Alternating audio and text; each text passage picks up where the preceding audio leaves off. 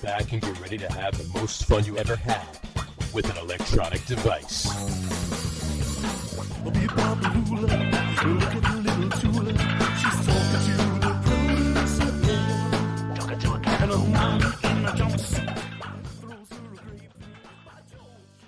All right, buddy, welcome out to the Log Room Guys. It's not the Log Room Guys. That's tomorrow. That's last night was the Log Room Guys. This, however, is the Get On With It Sports Podcast. It's a little joke there. Ha, ha, ha. I was reading the wrong thing. Sorry about that.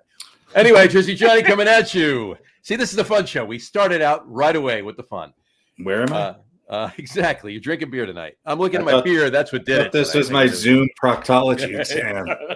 Bend over and let me look.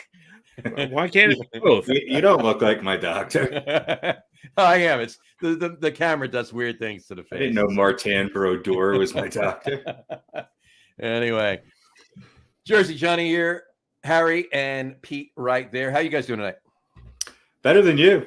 Apparently. At least I know what show this is. I don't know.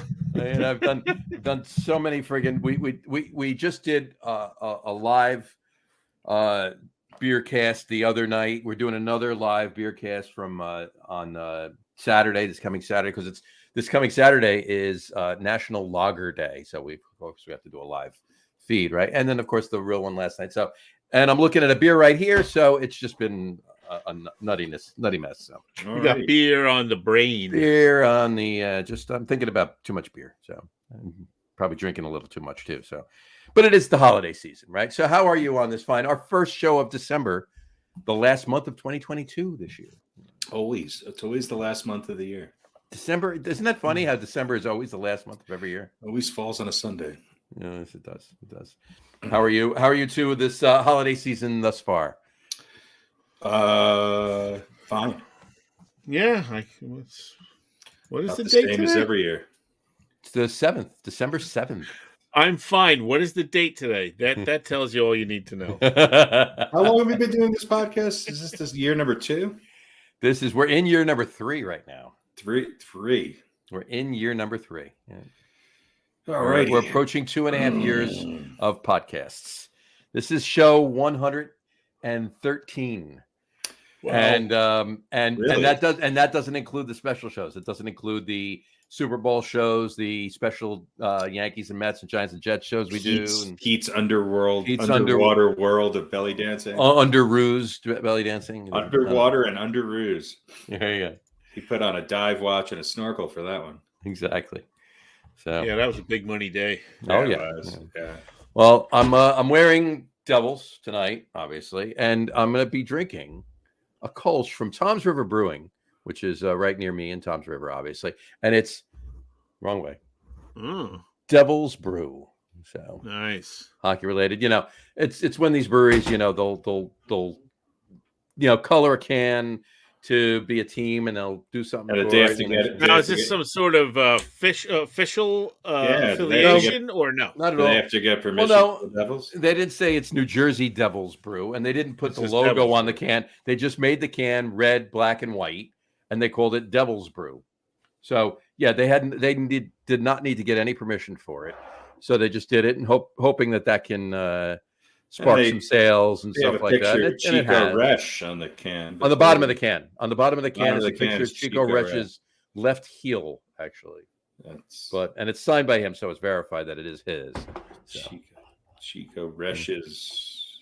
Well, it's weird though, because it's called IPA. Tom's River Devil's Brew, right? But it's called Stick Toss Kolsch. So which is it? Is it Devil's Brew or is it Stick Toss Kolsch? Is I think Devil's it's Brew the Stick Toss brewery?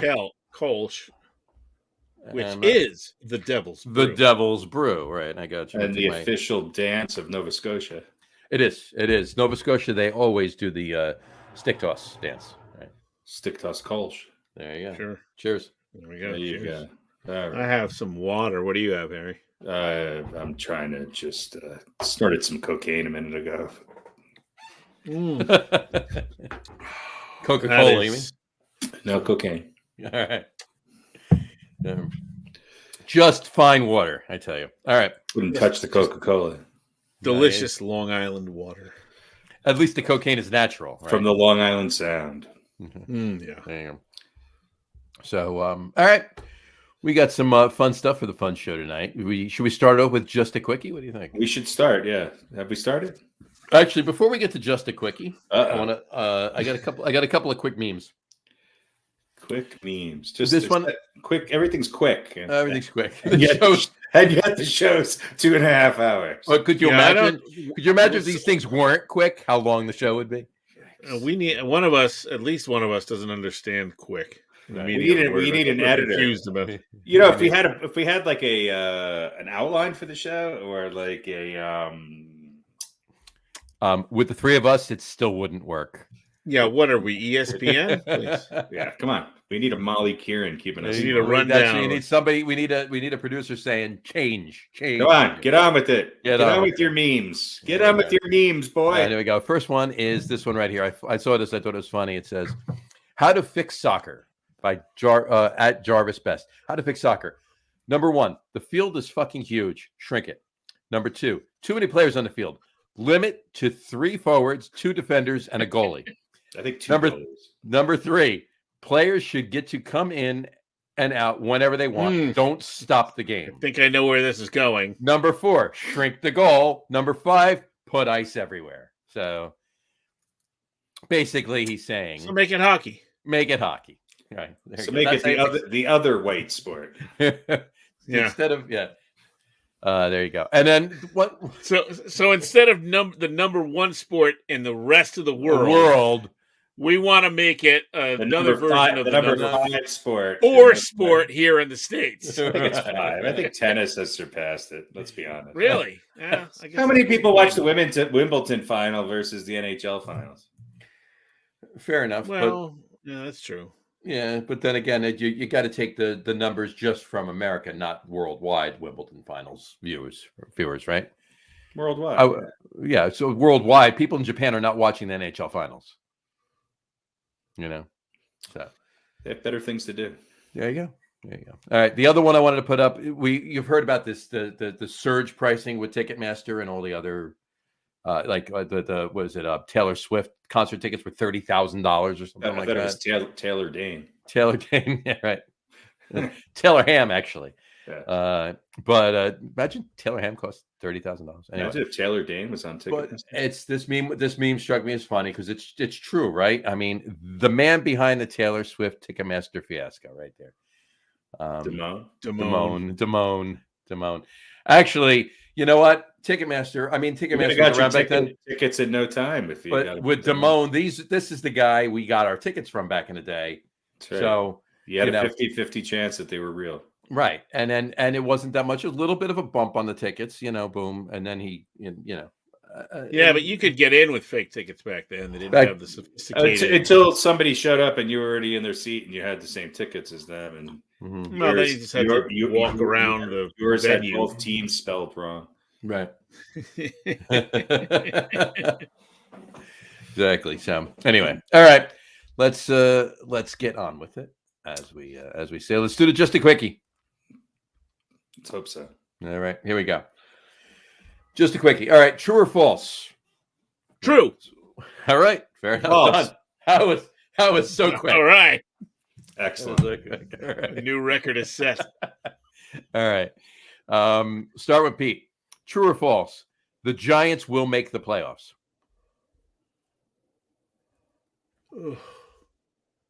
True. All right. Harry, same false. Question. All right. Back to Pete. True or false? The Jets will make the playoffs. True. All right. Harry, same question. False. All right. We see who's the optimist and who's the pessimist. Oh. Harry's the optimist and Pete is the pessimist. No, one of us is a realist. Realist, yeah. Just trying to keep us all from prolonged pain and suffering. Yeah. Who's the optimist and who's the realist? There you go. That's the way to do it. Yeah. Neither of them are making the playoffs. By that time, Sean White will be the quarterback for the show.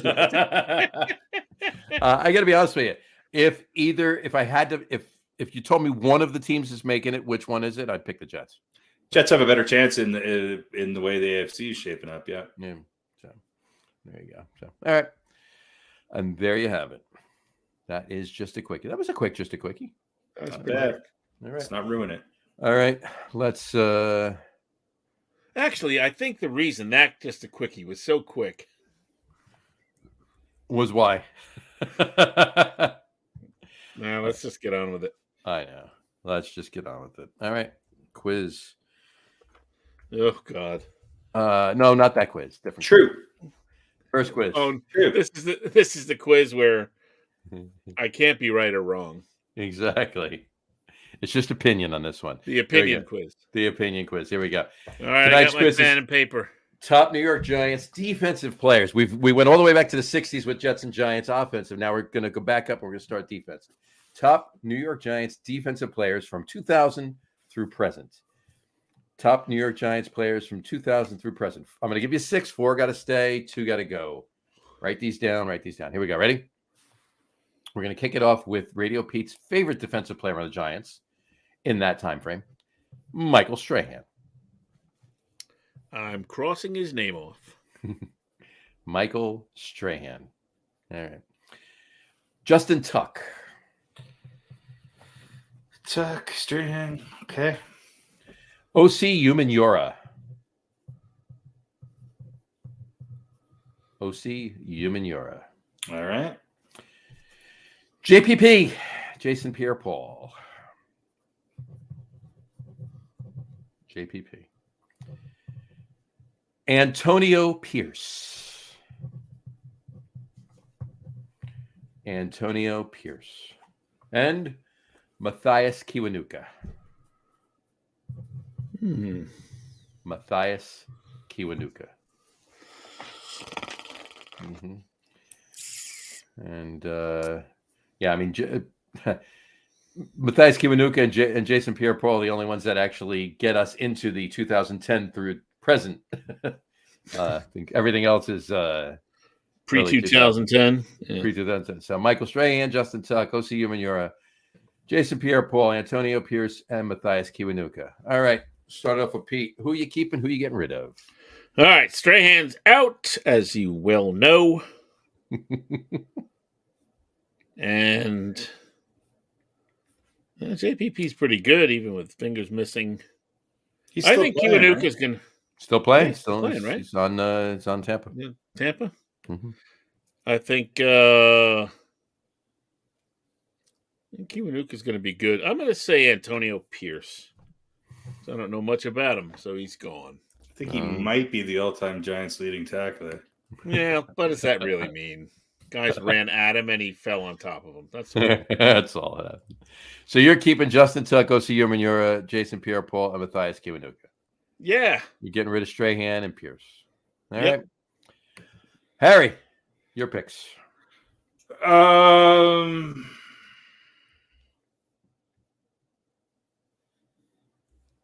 Antonio Pierce didn't play that long, did he?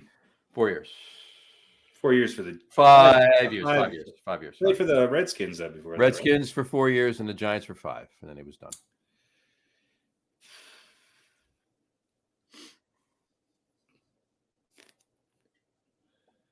He had 691 tackles in his career.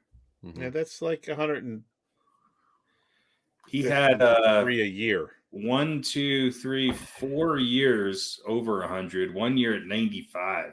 Mm-hmm. I'm gonna, I think he's underrated. I'm gonna keep it. I'm gonna get rid of Kiwanuka. Mm-hmm.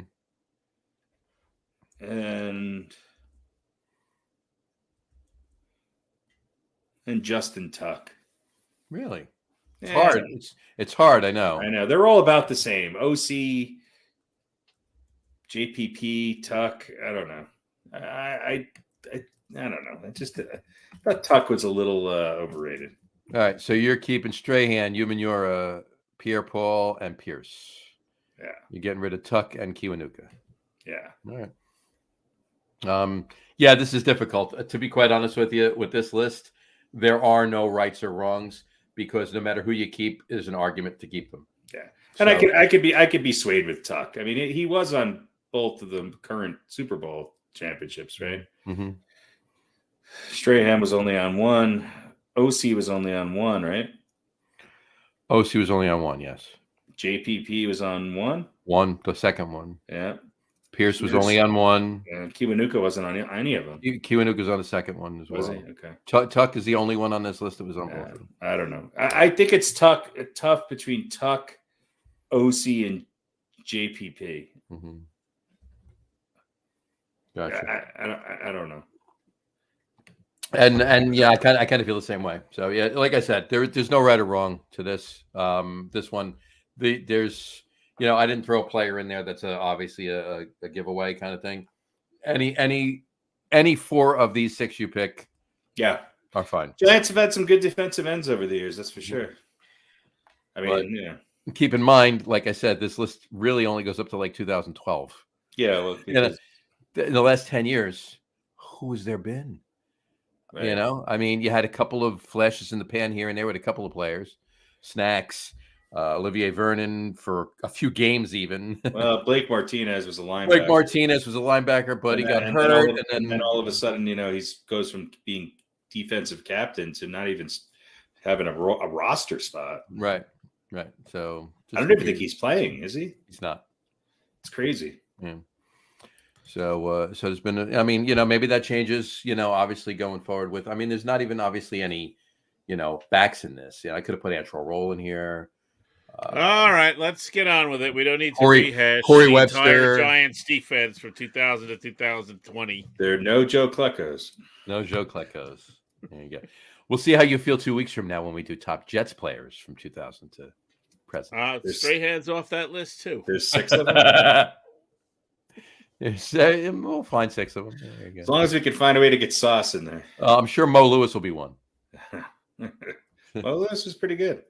Mo Lewis is the reason that Tom Brady had a career. Yeah. So, he had to hit Bledsoe that hard. Unbelievable. Anyway. All right. Cool. All right. It is time for your favorite part of the show. The NFL History Rapid Fire Quiz. Yes. It is your favorite part of the show, is it not? It is. Because I'm really, the rest of the week, I'm so spectacular that I need something to, bring you down to earth a little bit. Yeah. I need like a really, really big failure. And every time we do this, it's a really big failure. There you go. So it keeps me, even and modest. This is true. All right. So we got our music going. Let's kick it off. All right. Tonight's NFL Rapid Fire Quiz, NFL History Rapid Fire Quiz. It's gonna we changed it up a little bit. We did this from time to time. This one is going to be Jets questions for Pete, Giants questions for Harry. A little bit different. Last week it was a 6-1, or last week, 2 weeks ago, it was a 6-1 win for Harry. Pete came close 2 weeks before that. Very close. So will this be the week he actually goes over the top? Let's see. 6-2 before It'll be 6-2, right? There you go. He came closer. All right, Pete. Let's kick it off with you. Here we go. You ready? Okay. All right. How many points? Excuse me. How many points were the Dolphins winning by at the start of the fourth quarter in the Miracle at the Meadowlands game?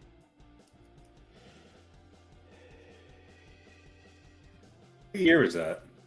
That would be 2000. Week 8. It was week 8 of the year 2000. How many points were the Dolphins winning by at the start of the fourth quarter for that game? I thought the Miracle at the Meadowlands was the Giants and Eagles. You know what? That was the fumble in the bumble in the jungle or whatever. No, they call this the Miracle in the Meadowlands too, or the Miracle on Miracle in the Meadowlands 2. Miracle in the Meadowlands 2. All the right. game where the Jets came back against Miami. Week 8, year 2000. How many points? The question is, how many points were the Dolphins winning by at the start of the fourth quarter? I'll say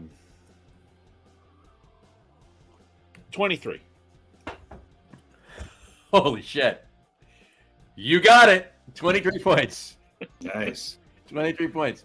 The Dolphins were winning 30-7 at the start of the fourth quarter. The Jets scored 30 points. The Dolphins scored another 7. So it was 37-37, went to overtime, Jets won. So there you go. Good job, Pete. All right. Let's move I did to not Harry. know that. That was a guess. So you pulled that guess straight out of your ass. It's an odd number. No pun intended. It is. All right, Harry, your first question. Here we go. What Louisiana State alumni, or alumnus, I guess, led the Giants in interceptions in the year 2011? Interceptions, 2011. Mm-hmm. What Louisiana State alum led the Giants in interceptions in the year 2011? So, who would that be? Did the Giants didn't play in the Super Bowl that year, did they? That's the year they won the Super Bowl, yeah. So that's the last time they won the Super Bowl.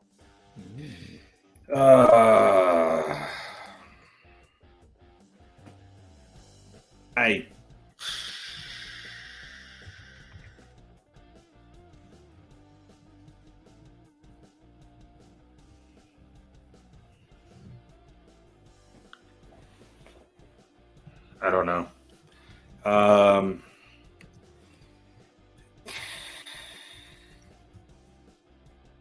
I have a feeling it wasn't a DV.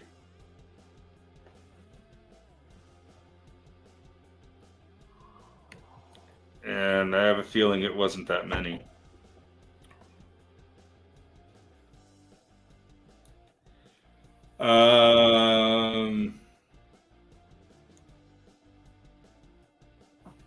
I don't know. Take a guess. Kenny Phillips. Kenny Phillips. Good guess. That would be wrong. Pete for the steal. That's going to be my guess, too. I thought Darrell Revis was going to be your guess. 2011? Well, he was playing for the Jets at the time. Maybe he had the, Excuse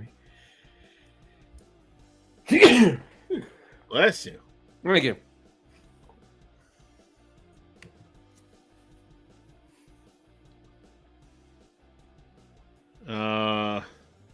What do you think? What do you think? I have no idea who played for the Giants in 2011. Ed Smartavan. Ed Smartavan. And it wasn't Sally McFurtherford either. Antoine Roll? It was not Antoine Roll, although he was on the team. It was Corey Webster. Corey Webster. I never would have got that. Corey Webster.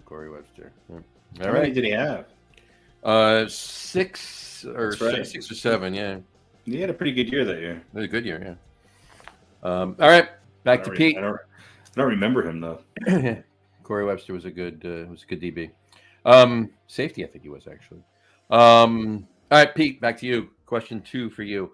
Which future starter did the Jets grab after going undrafted in the 2003 draft?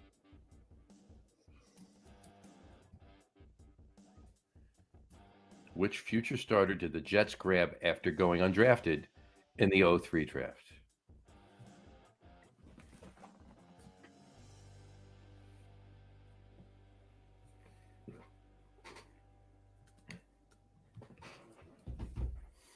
What do you think?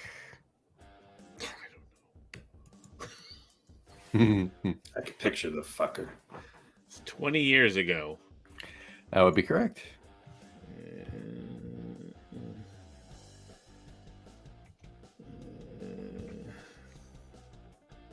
Future starter.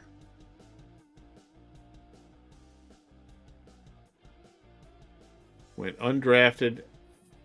And they grabbed him after the draft, obviously, because he went undrafted in the 2003 draft. Future starter.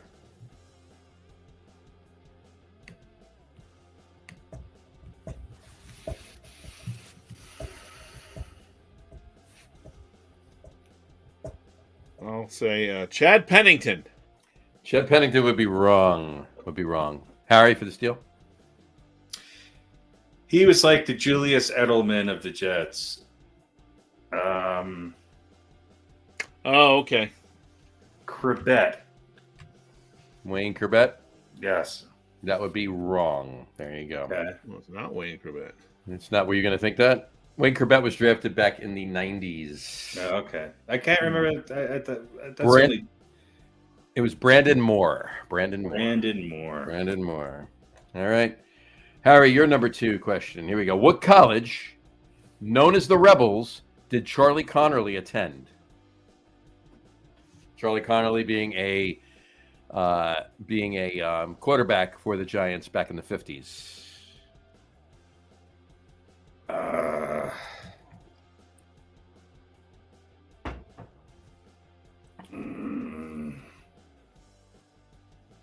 It's not the Running Rebels.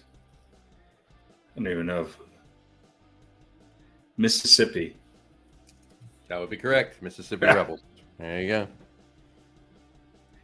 All right. After 2 questions, we have a tie. Moving on to question number 3 for Pete. Here we go. Ready? You ready, Pete? Oh, yeah. You ready? Here we go. Hey, it's Hell. I'm ready. How many quarterbacks did the Jets use during the 2005 NFL season? How many different quarterbacks did the Jets use during the 2005 NFL season?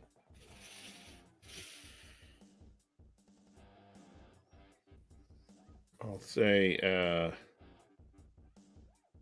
4. That would be incorrect. Harry?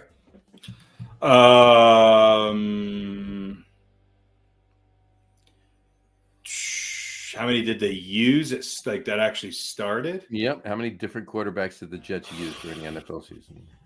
Well, I mean, I guess they didn't have to start necessarily. 5. 5 would be correct. Did you know that or just pull that out of your ass? I just figured that would be the next logical guess. Gotcha.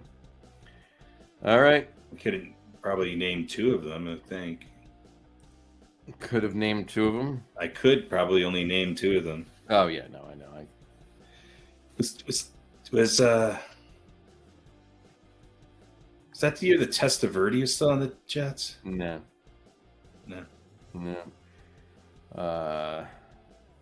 What should we call it? Yeah, I couldn't name. Yeah, I couldn't even go back and name more. I mean, I think Chad Pennington was still there, but I think that's Pennington. Was it 2005? Yeah. Testaverde wasn't on the team? He was or he wasn't? I thought he was. I thought he was. was. Yeah. Testaverde was on the team in 2005, yeah? Yeah. Pennington. I can't think of anybody else. I'll have to check. We'll check after the show just for sure. All right. I think there was there's a guy who's on the Dolphins too. Bollinger. Isn't he one of the Cody Bollinger? I forget. No. We'll look after this. We'll look after it. So there we go. All right, so it's 5 anyway. All right, Harry, your question. Which ACC school did Tiki Barber attend with his brother Rondé? I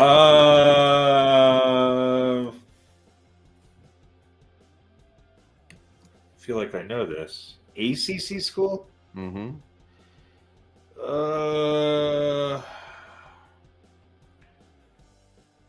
I know this because I know somebody who went there. I think it's Virginia. It is Virginia. Very good. Mm-hmm. All right, Pete, your 4th question. Here we go. Eric Mangini became the youngest head coach in the NFL when the Jets hired him on January 17th, 2006. How old was he? Really? I didn't know he was the youngest. Well, Sean McVay's been the youngest since. But then, at that time, Eric Mangini became the youngest head coach in the NFL when the Jets hired him on January 17th, 2006. How old was he? I'll say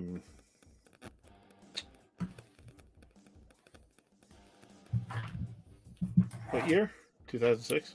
06. I'll say 28.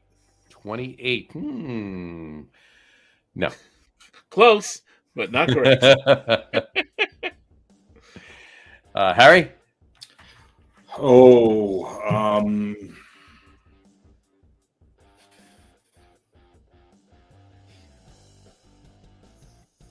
34. 34 is not correct either. Neither of you get that. That is an X.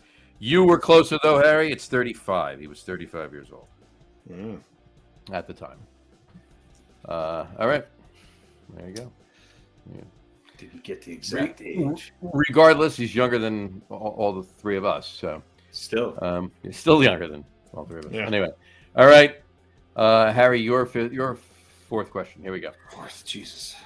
Which 1990 Giants rookie had a great season but didn't finish due to injury?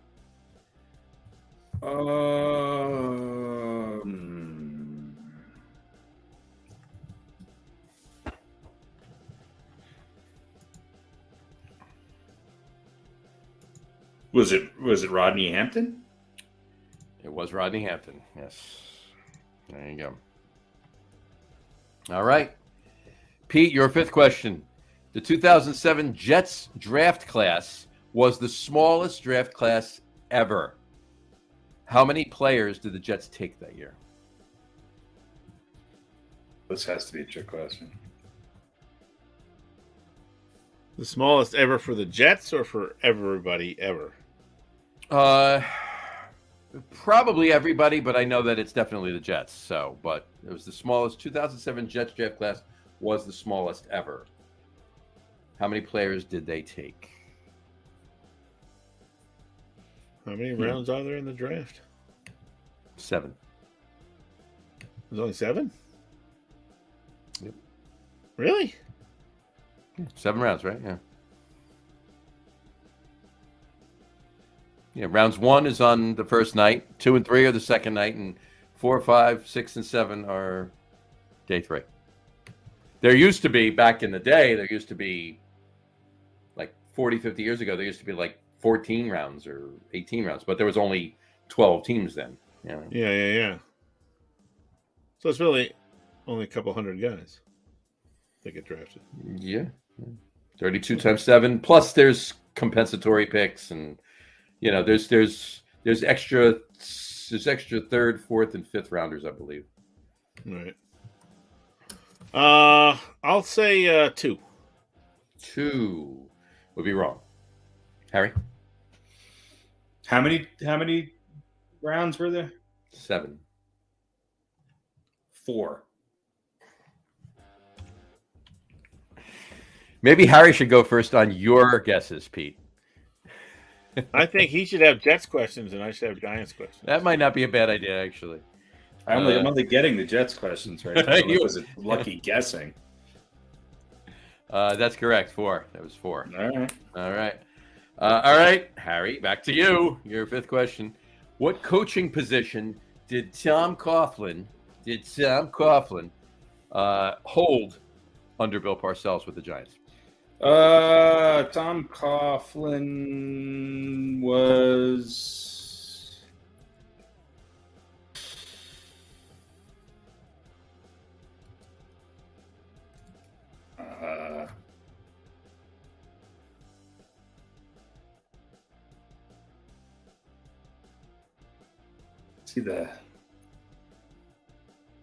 I don't know.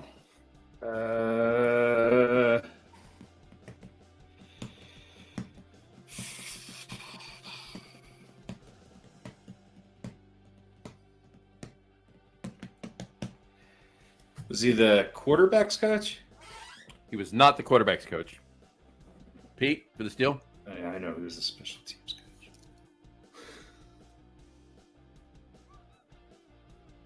I guess I have to say special teams coach. No, why did you do it? He's led you down that path. I don't know. All right, you want my real guess? I would say defensive backs. All right.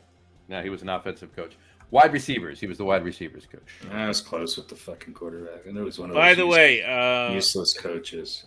the 5 Jets quarterbacks in 2005 were Chad, Vinny, Brooks Bollinger, Bollinger, that's what I was thinking of. Jay Fiedler. Yep. Wow. And the one probably none of us would have gotten was Cliff Kingsbury. What a great name. But doesn't that sound like a golfer from the 60s? No, it sounds like a Fifth string quarterback for the Jets? it sounds like the head coach of the Arizona Cardinals. Yes. Yeah. He did not start. Played in one game, but did not start. Fiedler did not start either. Jay Fiedler, Bollinger started 9 games that season. Didn't Fiedler go to the Redskins or something like that? Maybe.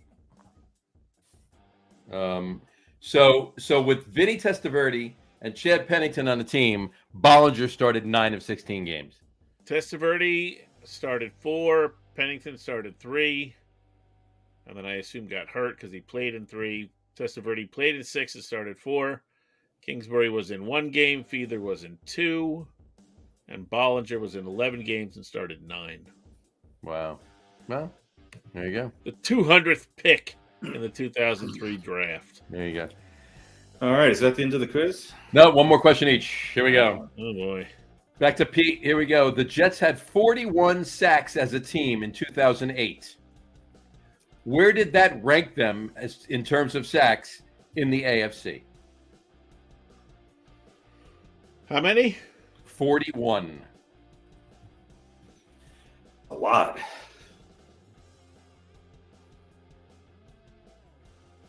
What year? 2008. Oh, 2008. That's pretty good, no? I'll say number 1. You would be correct. They were first in the AFC with sacks. So there you go. And Harry's last question. Mm-hmm. All right. Here we go. Which military school did wide receiver Phil McConkey attend? Oh, he probably went to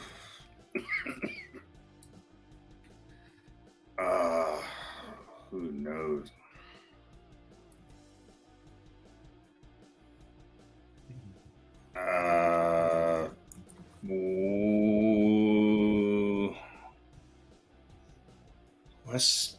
I'm going to say he went to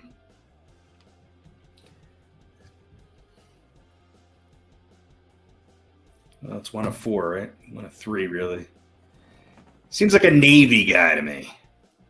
Seems like a Navy guy to you? I don't know. I'm going to stick with that. Naval Academy? Sure. That's what he did.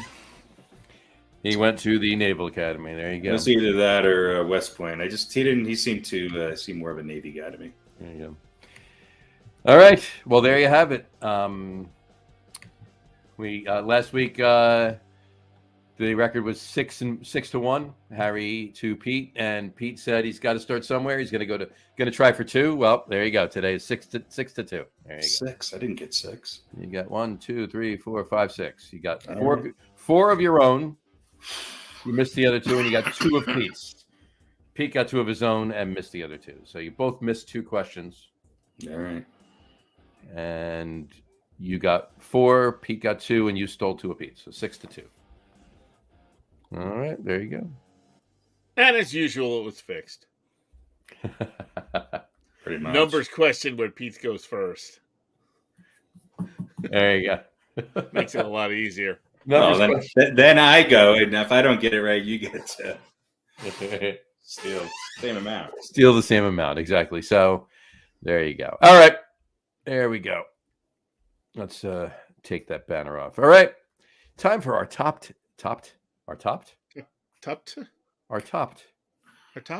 What's our topped? Where's my did I do it? There it is. Okay. Time for our top 10 list. Our top 10 list. Earlier you thought you were doing a different podcast. I thought it was topped. Exactly. So top 10 list this week. 2 weeks ago we did top 10 sitcoms from the 70s. We are going to bring it up to the 80s. Top 10 sitcoms from the 1980s. Top 10 sitcoms from the 1980s. We should be playing it takes different strokes. It takes different soaps. You take the good, you take the bad, you take them both, and yeah, the facts of that. There you go. Remember the show Hello, Larry? Hello, Larry. Not Hello, Newman. Hello, Larry.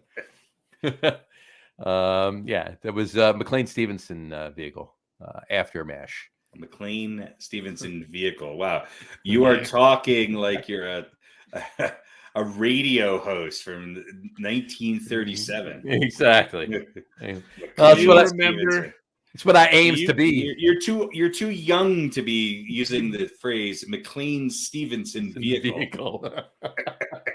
Pretty much. Do you guys remember the Saturday Night Live skit with John Belushi as Fred, whatever his name was, the head of the network, who was trying to wanted to put McLean Stevenson in every show, every new show that people would come in and pitch, and he would go, "No, I don't remember that." Fred Tarkenton. Fred, yeah. Fred, no, not Tarkenton. Tartikoff? Brandon Tartikoff. Brandon. Anyway, whatever his name was. Brandon Tartikoff, yeah. Brandon Tartikoff. Yeah. Mm-hmm. So, because Stevenson left MASH to go on and do bigger and better things, and never really materialized. But the gag was that Fred Silverman, that was the character. Fred Silverman was the head of NBC, I guess, and like everything. There you go. It was like a cop show or a detective show, or it was a show about a nurse, and he was like McLean Stevenson. Maybe McLean. We could use McLean in that. And you said Fred. I thought you were talking about Blitnikoff. No, I thought you were talking about Rogers. Whatchamacallit? Dan Aykroyd was Fred Garvin, male prostitute. Oh, Fred Garvin. Frank Garvin, male prostitute. There you go. All right. I think it was Fred. Was it? I thought it was Fred Garvin, yeah. Fred Garvin or Frank Garvin? Jesse Garvin? That was Fred. Anyway, it was Mr. Garvin. F. Garvin. There we go. F. Garvin, yes. F. Garvin. There you go. All right. So tonight's top 10 list is top 10 sitcoms from the 1980s. And of course, in true Get On With It Sport Podcast fashion, we have 13. So less than 2 weeks ago, we had 15 then. So we have a tie for 10, a tie for 8, and a tie for 4. So we'll read them off. Here we go. Tied for number 10, our first number 10 is The Facts of Life. We're just singing the song. Give a toot for Tootie. There you go. Edna, not really that funny. This is Edna Garrett. It's pretty groundbreaking that it was a female-centric show. Mm-hmm. Yeah, that's true. And it was a spinoff of sorts. That's right. It was a vehicle for McLean Stevenson. For McLean Stevenson, right? Who was originally Charlotte Ray vehicle. McLean Stevenson was a Charlotte Ray vehicle. Yeah, absolutely. McLean Stevenson was originally going to be Tootie. I would have loved to have seen McLean Stevenson playing Tootie. That would have been great. he was good. They just couldn't come to terms on the, There you go. He wanted too much money. That's right. All right, number 9. And who directed who directed Facts of Life? Oh, definitely Scorsese. It was Akira Kurosawa. No. It was Assad. It was Assad Collada. That's what it was. Fred Garvin. Fred Garvin, male prostitute. There you go. Also tied for number 10 is Mama's Family. Mama's Family. There you go. This one is all got Pete written all over it. Oh yeah. Vicki Lawrence. Just because I hate so many of the sitcoms from the 80s. Another spinoff too. Have you seen this since the 80s? Mama's Family? Yeah. Oh yeah, we watch it every Thursday night here in the Minetti household. Mm-hmm. No, look, Vicki Lawrence was one of the masters of deadpan comedy. Yeah, and Carol Burnett was. This was not her shining moment. No, it wasn't particularly a great show. It was kind of a one-trick pony, but I just couldn't find any other show that there's so many of them that I know there are people who love, and I hate them all. Well, we've talked about this, not to bring this up right now during the list, but we've talked about this. The 70s had so many great sitcoms. The 90s, when we do them, there's so many great sitcoms there. The 80s was tough. There were shows, but as far as real standout great ones, this was a difficult one to do.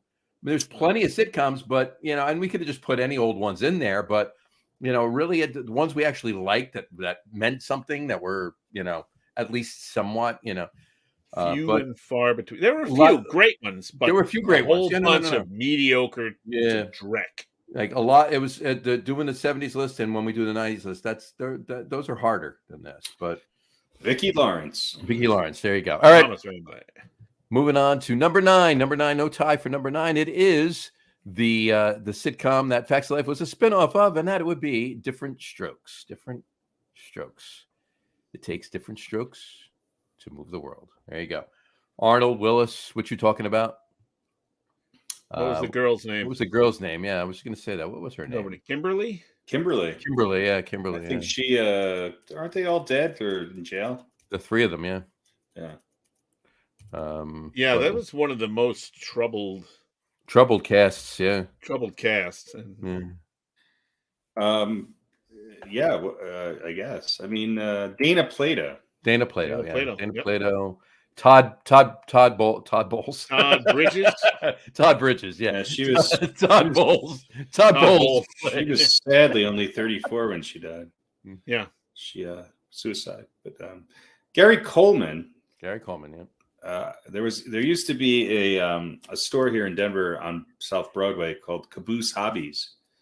And when I first moved here, I used to go and get basswood there for architectural models and things like that. Well, somebody told me about Caboose Hobbies. It was close to where I lived. I went in there, and working at Caboose Hobbies, or at least sitting behind the counter, behind a train set, was Gary Coleman. Wow. So, yeah. There you go. There you go. Did you get his autograph? No. Did you take a selfie with him? No. This was 1990. Well, you could have just held your point and shoot, and Yeah. develop it and hope you got it, right? Yeah. Set up your tripod, put the thing over your head, and we did crack later, but no, nothing. There you go. All right, save that vial. It's got a DNA on it. Went to the strip club, but no, we didn't. Really get to know each other all that well. There you go. All right, Different Strokes, number 9. All right, tied for number 8 would be the first one. Would be Benson.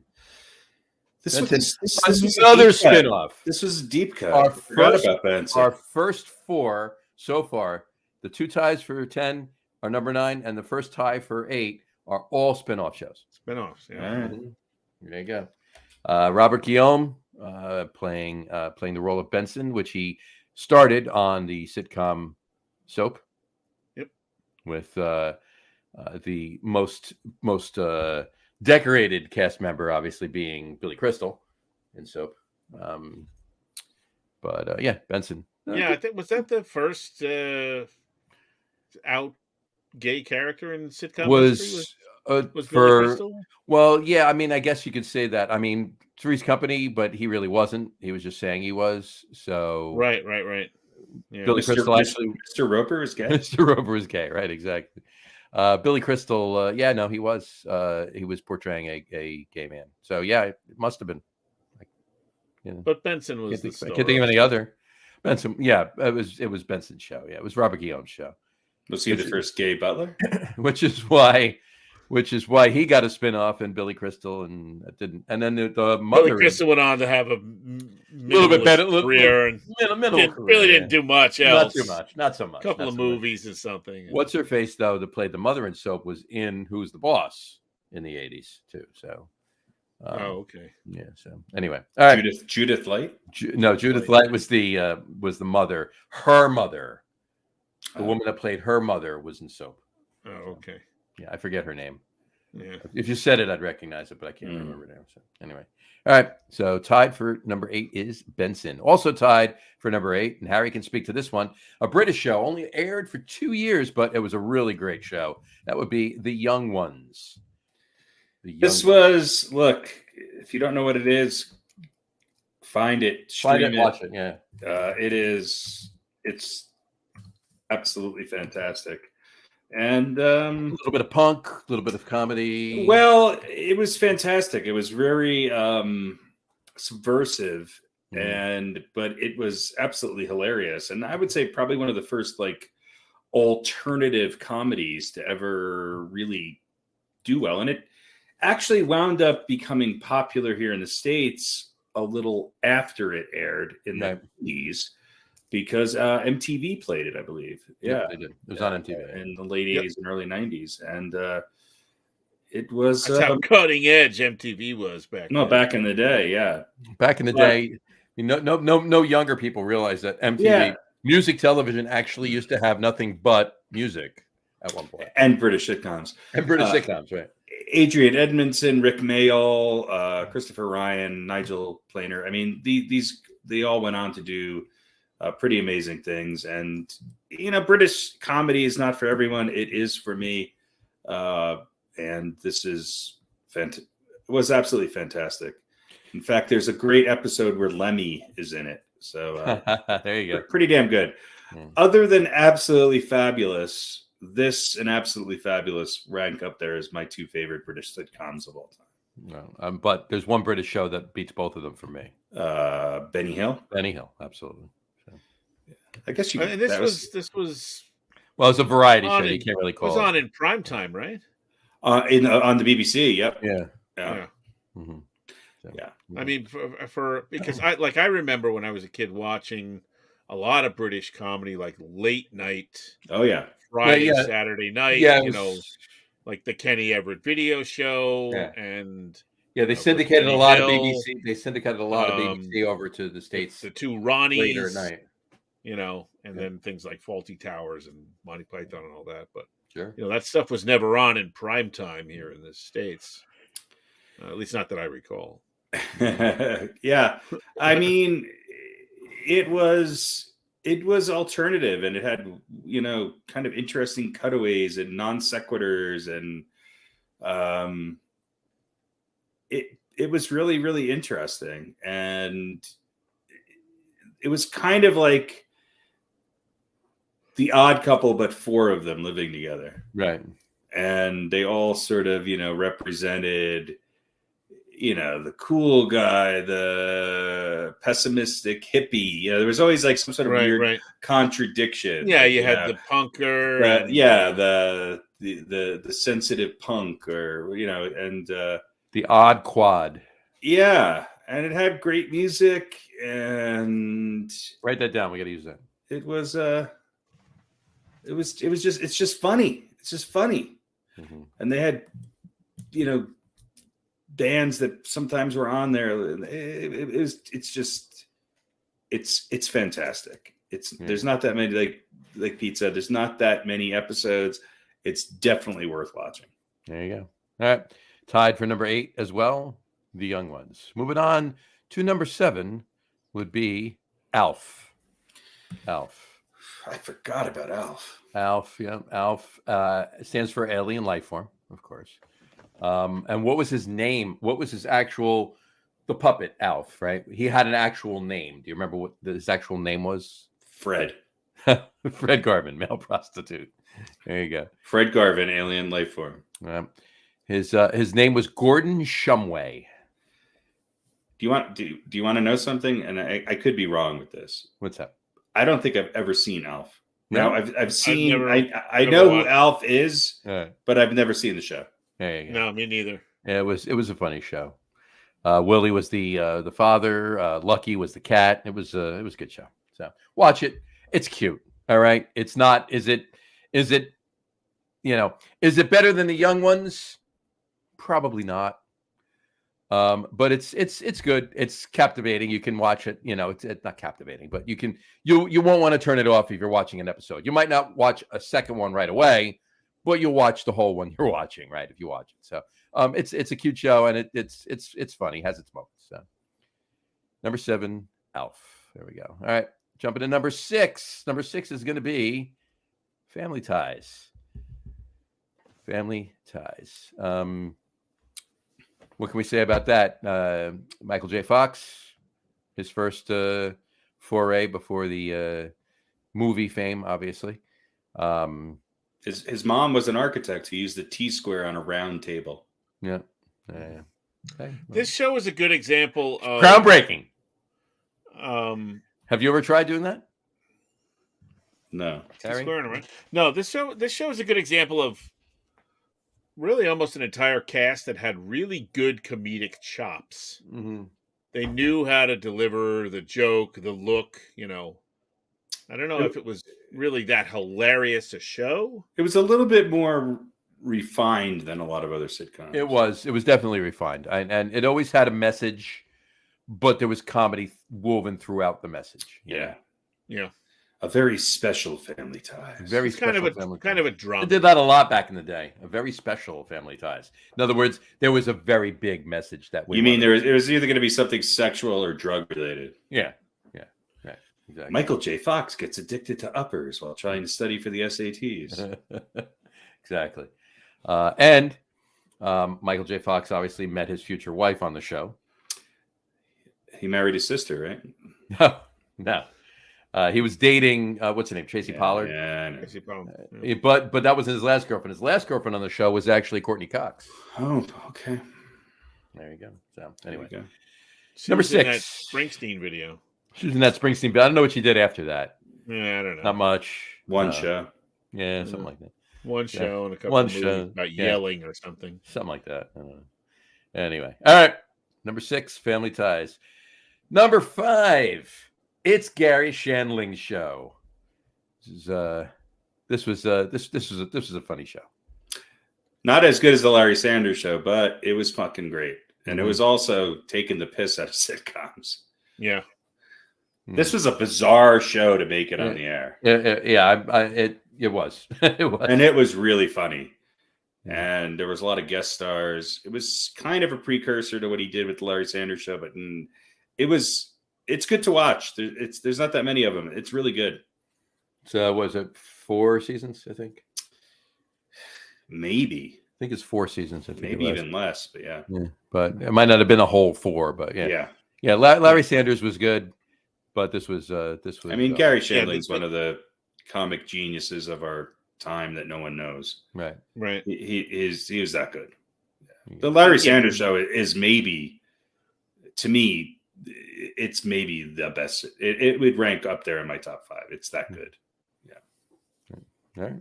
There you go. The show within the show. The show within the show. There you go. All right. So number 5, it's Gary Shandling's show. All right. Tied for number 4. We got a tie at 4. It's the last tie of the evening. Tied for number 4. The first tie is The Golden Girls. The Golden Girls. This is one that I know a lot of people love, and I really like the stars of the show. They all have chops, but I just never whatever. It just never did it for me. I think that having watched it again as an adult, it's way better, and it's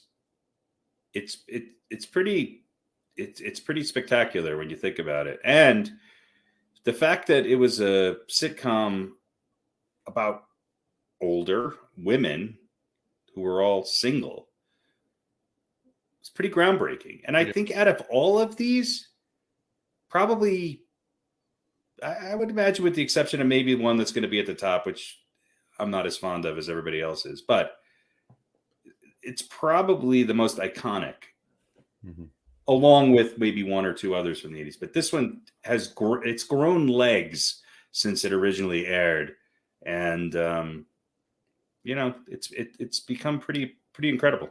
Yeah, it definitely has. It's one of those things, shows, movies, or whatever, much more popular. And not that it wasn't popular back when it was on. It was very, very popular, very big when it was on. But it's even gotten more, like you said, more legs. It's exponentially bigger than it was. Well, there's entire stations that only showed this and Murder, She Wrote for the last 15, 20 years. Pretty much. Yeah. Exactly. So there you go. So tied for number, and then, the cast too. I mean, Betty White right there, right? B. Arthur, with Rue McClanahan, and who was Estelle Getty. Estelle Getty, yeah. And she was, I believe, the youngest of all of them, and she played the oldest of all of them. She was kind of the weak link in the bunch. Yeah, she had her moments. She was pretty funny, but I mean, Betty White, just the whole that whole thing there. That was. What's her name? Who played the grandmother? She was the star of the show. Estelle Getty. Estelle Getty, yeah. She was. She had her. It was that was like the deadpan, right? She was the straight guy, but with the hysterical comebacks to everybody, not just her daughter and everything else. So, but yeah, it was a good show. So also tied for number 4 would be The Cosby Show.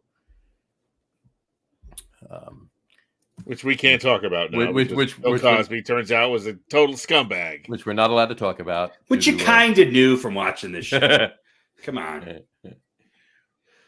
I mean, look, this show was a great show. It was funny. The characters were funny. It was huge. You know, whatever. Turns out he was, whatever.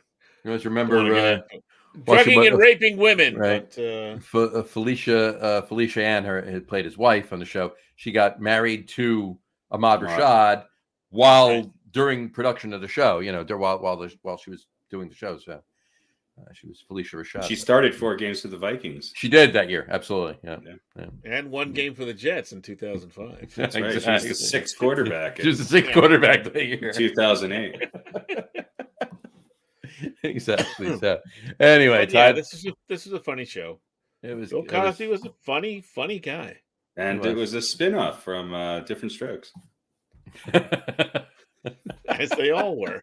Everything was. Every show in the 80s was a spin-off from Different Strokes. A spin-off from Fat Albert. There you go. Pretty much. So what was his name? Heathcliff Huxtable, right? Yeah. All right. Number 4, the Cosby. That's also tied for number 4. All right, moving to the top 3. Here we go. Number 3, Night Court. Boom, boom. Boom, boom, boom, boom, boom. Good show. John Larroquette, hysterical character. Harry. What's it? Harry Anderson, played the judge. This was on for quite some time. I think all of 1980 to 1990 or something like that. It was for almost all of the 80s and just peeked into the 90s. Yeah, good show. Really liked it. But there was Bull, the bailiff, Richard Mole. Richard Mole. It was the only show that kind of showed its reverence to the 70s sitcoms. Like it never tried to be big and glitzy, and it was more subversive. The sets were simple. It was kind of realistic in what a night court really is, and it was. Yeah, that's just what I was going to say. For that reason, I liked it. Yeah, it knew what its strengths were, and it was going to go with them. You know, exactly. Wasn't going to go through the death spiral that so many sitcoms go through with trying to become dramas and stars wanting to branch out. And it was kind of we're the just same going to make this funny over show and over again. They still kept it interesting enough to be on the air for so long. Yeah. There you go. Night Court. There you go. That's number 3. Number 2, Newhart. My brother Daryl and my other brother Daryl, right? Daryl. Another one that lasted most of the 80s. Came out, I think, in 82 and went to 90. And one that I didn't ever really see in the 80s, but I rewatched it, within the last probably 15 years, 10 years.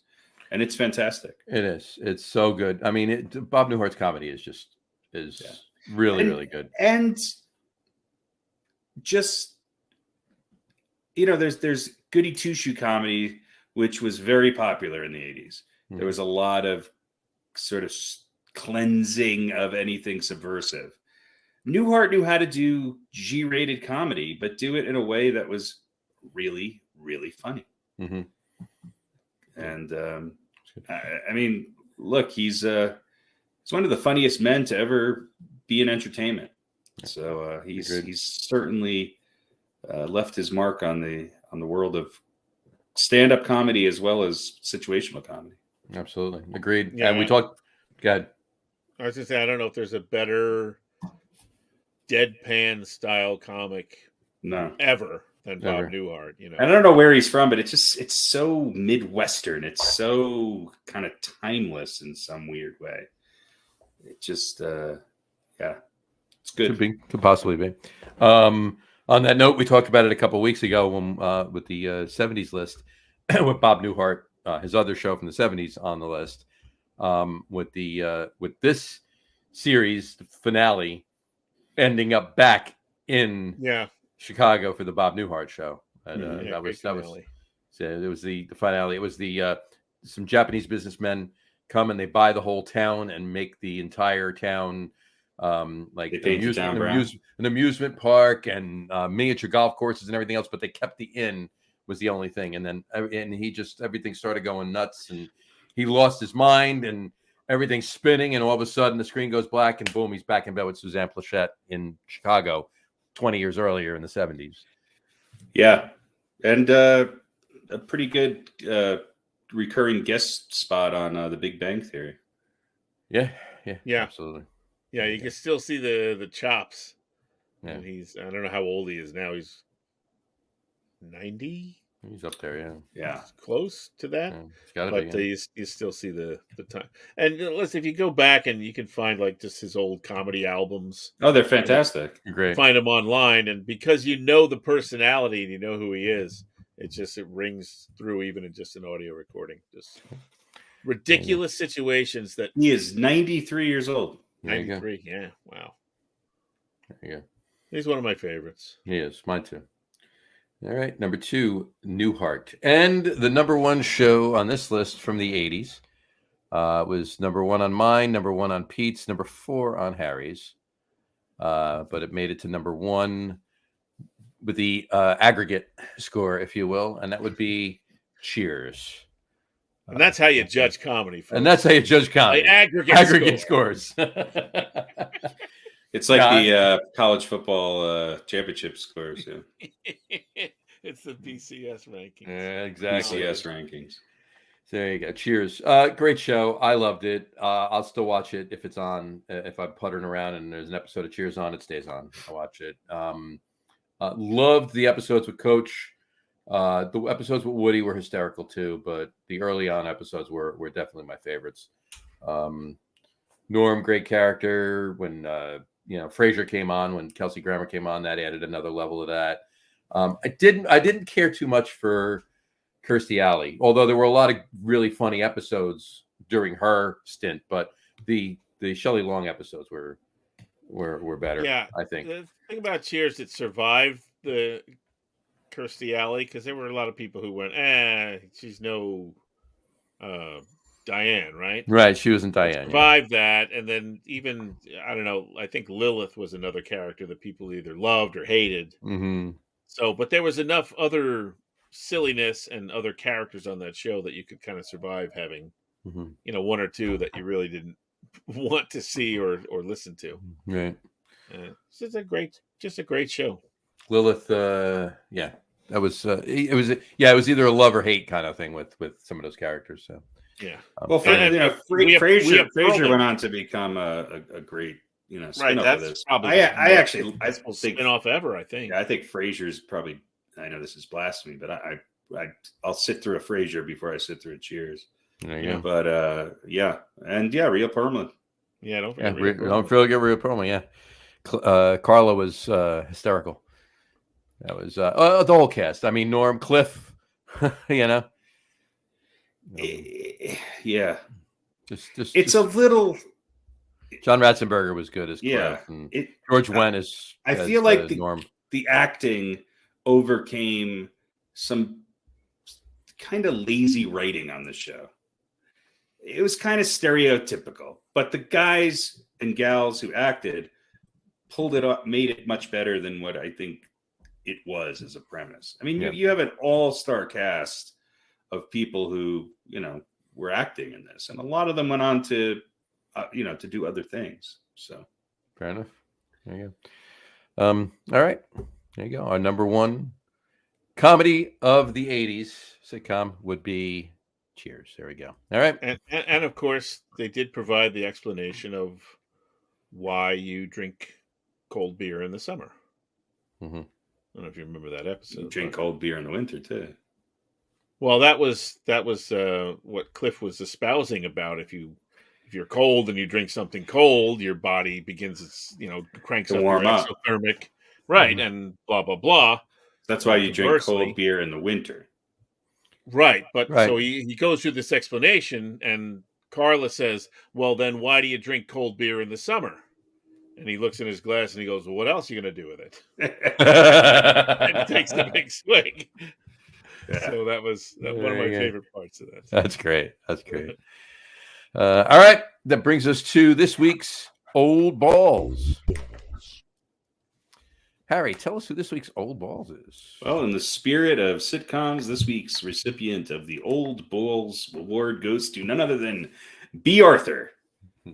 Beatrice Arthur, born Beatrice Frankel in 1922. Yeah. She passed away in 2009. She was an American actress and comedian, born and raised in Brooklyn, and began her career on stage in 1947. She's best known for her work on television beginning in the 70s as Maude on All in the Family, a spin-off show called Maude that aired from 1972 to 1978, and later in the 1980s and 1990s as Dorothy Zwarnak on The Golden Girls. There's only two other people who have more Emmy nominations than her. Mary Tyler Moore and Julia Louis-Dreyfus with 11 and 10 respectively. She has had 9 Primetime Emmy Awards for lead actress in a comedy series. And she was inducted into the Television Hall of Fame in 2008. If you watched sitcoms at any time during the 70s, 80s, and 90s, she was on television.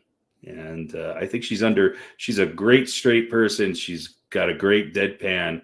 She was the complete antithesis of what you would, probably see in a leading lady. And she did a lot of it later in her career. Yeah. So she was kind of a groundbreaker in a lot of ways. Incredibly great comedic timing. And she's been part of some pretty iconic television sitcoms. So B. Arthur, this week's recipient of Old Balls. Old Balls. And she's got that voice. Yeah, she had old balls. That was her doing the Old Balls voice. Yeah. And actually, was she like in the Marine Corps or something like that? Probably. She was younger. I think she was the 6th quarterback for the Jets in 2005. Yeah. She's definitely the tallest. There you go. There you go. All right, there you go. That's Old Balls for the night.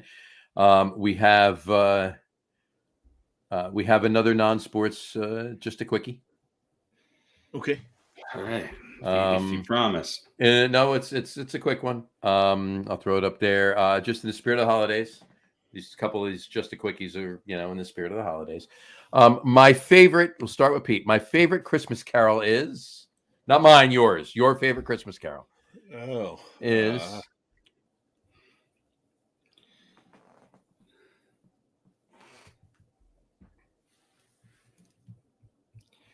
you mean like Christmas jingles? Which Christmas one do I jingle, Christmas hate? Carol? Not the one you hate the most, the one you like the most. No, the one I hate the least. Oh, okay, there you go. Yeah, exactly. I'm probably gonna say I'm gonna say the Little Drummer Boy. Little Drummer Boy. I know it's kind of slow and it's a dirge and all that stuff. You like a little dirgy carol. If you really just kind of look at the lyrics, and I'm certainly not a religious person, but it's a pretty kind of a touching story. Sure, absolutely. And there was the version of it that Bing Crosby and David Bowie did. Yeah, that was okay. It was all right. So there you go. All right, Harry, your favorite Christmas carol? Frosty the Snowman. Is that a Christmas carol? No. It is. Yeah. It is. I don't know. I don't like Christmas carols. Well, are we including modern rock songs about? Anything new? Yeah, whatever you want. It can be a new one. Like Reggae Christmas by Brian then Adams. Grandma got run over by a reindeer. Grandma. Interesting. All right. One of the more universally hated songs. There you go. I'll throw mine in there for it's better than "Hark the Herald Angels Sing." There you go. For tradition, that's true. For traditional, memory evoking song for me, it would be "Have Yourself a Merry Little Christmas." But just a fun kind of cute Christmas song, and I know everybody else hates it. I love it. Dominic the Donkey. Dominic, yeah, I knew you were going to say that. What was it? Dominic the Donkey. Dominic the Donkey. Yeah. You know what's actually a good Christmas song What's that? is it 2,000 Miles? Yes. Yes. Pretenders. That's pretty Mhm. good. That's actually Didn't Frank Sinatra do Jingle Bells?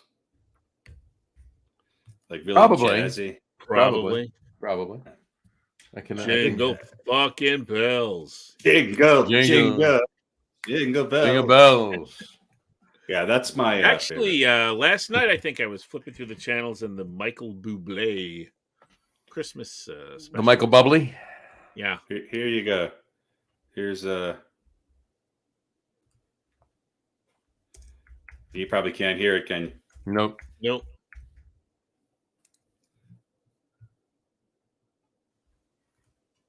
Nope. What are you playing on your? Are you playing it on your computer? Yeah. Yeah, you can't hear it. You have to put it on this, and then it can air. So you can't. It doesn't matter. Doesn't matter. So. Next week. All right. Next All week. right. No over under tonight. Nope. I do have one actually. Jesus. I realized I didn't think I had one, but this is going to be a blind over under because I don't know the answer. Okay. Right. I don't know, so we'll have So to we're do a all count. going to play over under. Well, I mean, I'll pick a number, but I don't know what the actual number is. Okay. So I have some Q-tips here on my desk. All right. Used have, or unused? No, unused. Unused. They're for post shower, little ear drying out. Okay. You shower in your office?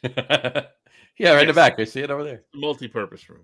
I know you put a floor drain in. There's a I know Folds out of the wall like this. I know that your Patreon was trying to raise money for a floor drain. It's There's a a hose Murphy shower. There's a hose hanging over the windowsill coming in from outside. Well, yeah, that's for gold members. Yeah. So I every now and then we have the big box in the bathroom closet. box of Q-tips. Box of Q-tips. Yeah, you buy like 500 in a box. So. Sure. So I grabbed a few.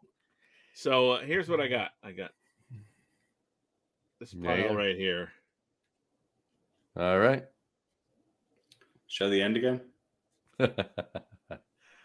There you go. All right. And I'm going to set the over-under at 21 and a half. And I don't know how many are actually here. All right. Okay. All I'm going to go under. All right. Q-tips. Well, I think it's under 2, but just to play the game, I'll go over. All right. And we're going to sit here while you actually count them. Huh? 1, 2, 3, 4, 5, 6, 7, 8, 9, 10, 11, 12. It's way under. 13, 14, 15, 16, 17, 18, 19. There you go.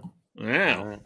That was pretty good estimating on my part. That was a good estimating on your part. So, I finally won one. There you go. There you go. All right. All right. Over and under brought to you this week by Q-tips. Q-tips. When you got cotton shit swabs. in your ear, make it clear with Q-tips. When you need a cotton swab, grab a Q-tip, none other. That's right. Actually, All right. I believe these are like CVS brand. CVS brand Q-tips. When you need a cheaper Q-tip, go to CVS for all your Q-tip needs. There you go. Is there more than one Q-tip need? If brand name Sure. Q-tips are too expensive, stop by They CVS. they have the really long ones, with just the Q-tip on one end. On Yeah, the you end, can yeah, smoke through your whole head. That's Yeah. right.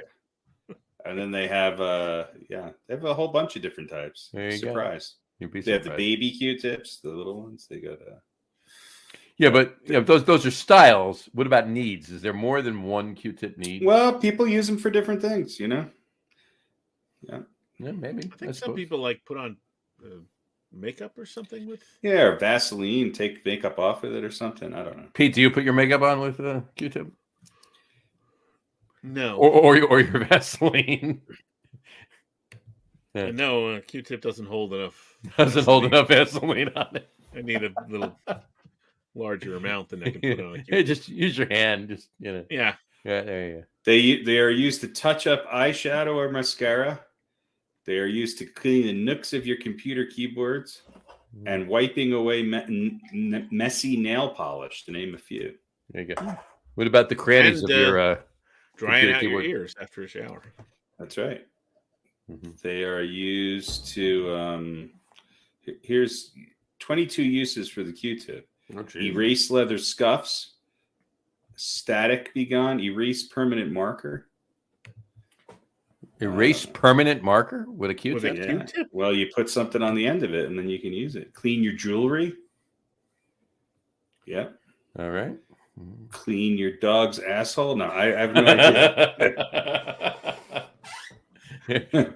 Rover, bend over. Hang on. Let me get that. Let me get that for you. Eye makeup. You can light a candle with the Q-tip if you don't have a Rover match. sees you going for the Q-tip, and he's out the door. There you go. So, I don't know. I only use it in my ears. Yeah, myself included. Here's the question, though. Yes. What was the inventor's purpose that they had in mind when they invented the Q-tip? What did they say? I need something that'll do this. I'm going to invent a mini. You could be a mini fighting baton, right? Mm-hmm. When they fight with the stick, like a little. just yeah. So, what was the thing that they invented this to do? That's what I want to know.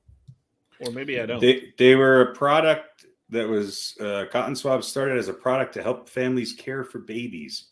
1923 by Unilever. Leo Gerstenzog. Yep, created they were called baby gay. They were originally called baby gays. Okay. Not me. The name baby gays was later discarded, and Q-tips became the identity marker for the cotton swab. So where did they get Q from? Is what I'm curious about. Where did the Q come from? Like it doesn't look like a Q on top, does it? It looks like a ball tip. The Q in Q-tip stands for quality. Quality tips. Quality tip swabs. Q-tip swabs. Right, and makeup artists use them all over and they was actually marketed for makeup artists in Hollywood and things like that. Baby gays. Yeah. Well, there you go. Well, there you go. All right. See, you learn a little something on this show. Forget all that football history stuff. You learn about important things like Q-tips on this show. Exactly. Tonight's show is brought to you by Baby Gaze. Keep your eyes and ears clean with Baby Gaze. There you go. Brought to you by Unilever. Brought to you by Unilever and Leo Gerstenzog. Gerstenzog. That's right. All right. This nothing. When I think of delicate ear care, I think of German men.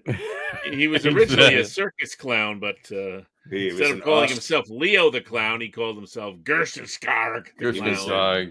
Austrian Undertaker. There you go. Now he was actually a member of the early on Flying Walendas. One of the 5 Jets quarterbacks used in 2005. Exactly. Of course. All right. On that note, I think we'll wrap it up for today. What do you think, gents? I think you can't really top, the history of Q-tips. No, you really can't. So on that note, we'll wrap it up for today. We want to thank everybody for watching, and those of you just listening to the audio podcast, thanks for listening.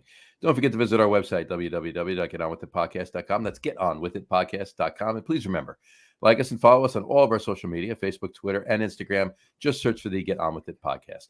And of course, all of our shows are available on YouTube as well on the Logger Room channel.